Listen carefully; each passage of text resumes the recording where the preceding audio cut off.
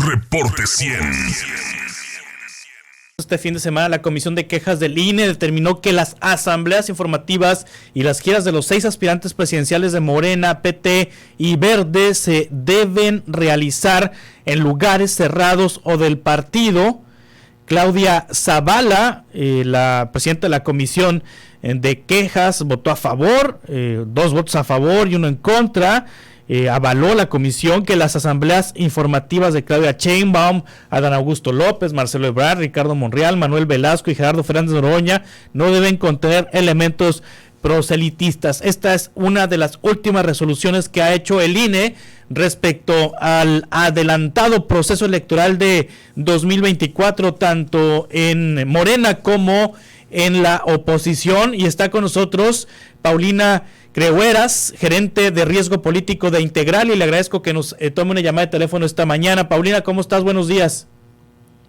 Juan Carlos, bien, gracias, buenos días. Antes nos quejábamos, o se quejaban del INE por ser muy metiche, el INE de Lorenzo Córdoba, o sea, que se extralimitaba en sus intervenciones, y ahora parece que nos quejamos de un INE que parece que no ve y no oye. Pero ¿cómo has visto, Paulina, al INE en este contexto de este proceso electoral tan adelantado? Pues mira, es una pregunta que tiene una respuesta complicada, porque ciertamente este proceso tan adelantado ha puesto un poco en aprietos al INE y también al Tribunal Electoral, hay que decirlo. Ha habido muchísimas quejas que ha presentado principalmente y de manera más reciente el Movimiento Ciudadano en contra de este proceso de selección del coordinador de la Cuarta Transformación, que así denominan, de manera un poco intentando esconder a su candidato presidencial. Y ha habido varios momentos en los últimos 2 meses, a partir de que se aprobó este acuerdo de Morena. En un primer momento, la Comisión de Quejas del INE,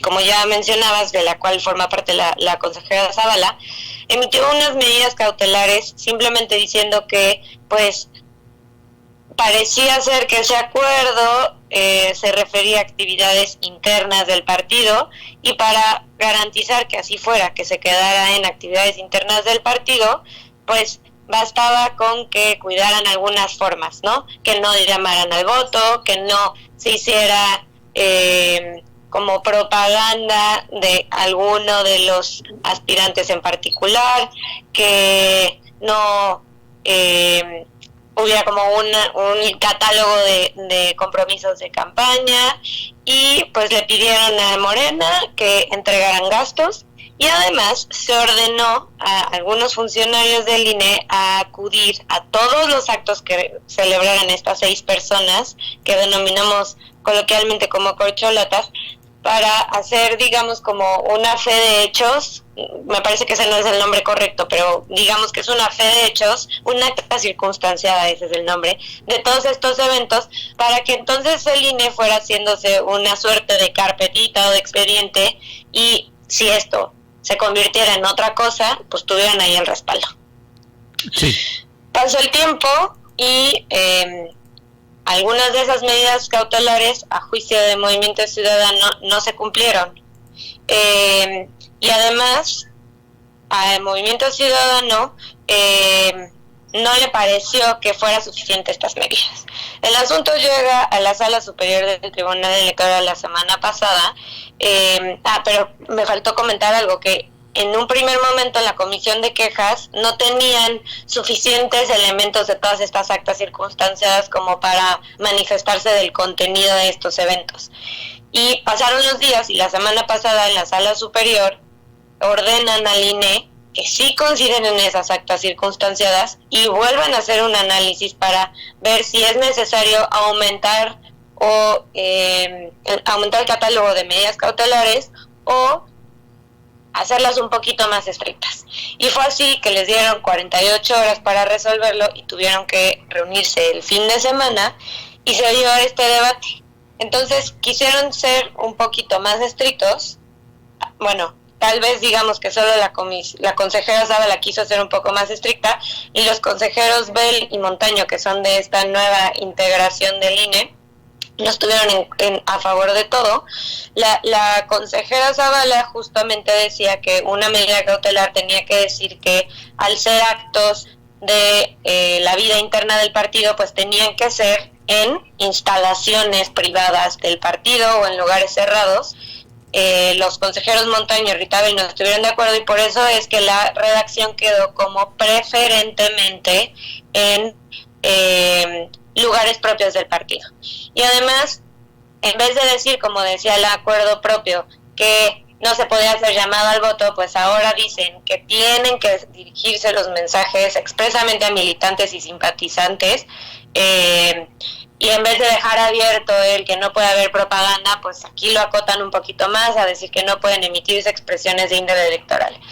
Y bueno, también le pidieron a estos corcholatas y al partido que informen con antelación al INE del calendario de eventos, y también que pues tienen que ser más cautelosos con el contenido de los discursos de las corcholatas.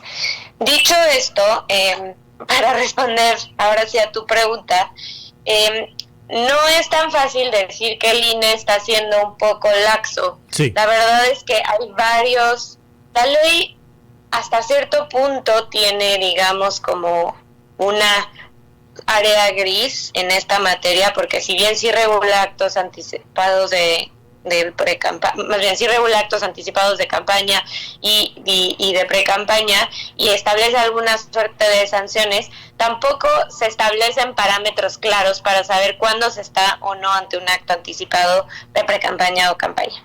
Y ha sido la Sala Superior que a través de jurisprudencia ha determinado pues algunas reglas para ver cuándo sí y cuándo no.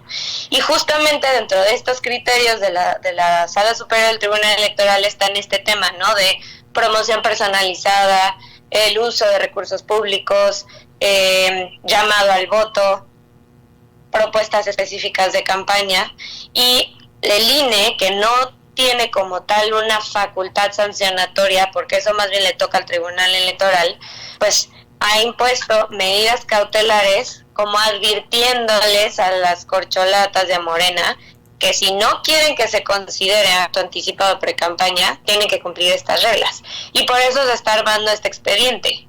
El INE no está diciendo que si incumplen estas medidas, entonces quizás ya ahora sí configuren actos anticipados de campaña, y eso sí amerita sanciones. Primero pueden ser sancionados con multas, y eventualmente cuando hay un incumplimiento reiterado, o sea, cuando ya se le califica como acto anticipado de campaña, se sanciona y se incumple y se siguen cometiendo estos actos, puede incluso ameritar que se niegue el registro como candidatos.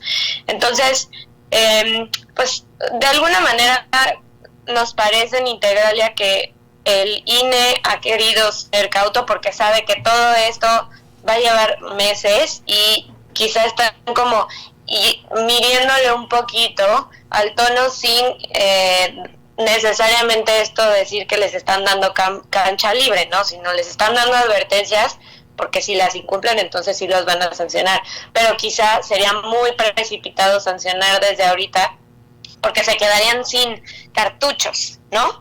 Y lo mismo del lado de la Sala Superior, están haciendo llamados de atención, están haciendo advertencias, porque pues conforme a la ley el proceso formal de pre-campaña empezaría hasta finales de noviembre, principios de diciembre, y para eso falta mucho. Claro. Entonces, pues sí, como la ley le da un margen de interpretación a las autoridades electorales, pues tanto del INE como el Tribunal Electoral han pues echado mano de este margen para interpretar un poquito de manera más light, si lo podemos decir así, y pero no nada nos dice que no puedan ir subiendo o incrementando las restricciones, y pues sí, a las corcholatas y también a los aspirantes de la oposición estos llamados de atención les tienen sin cuidado, pues es probable que sí sean sancionados, y eventualmente también pueden no darles el registro.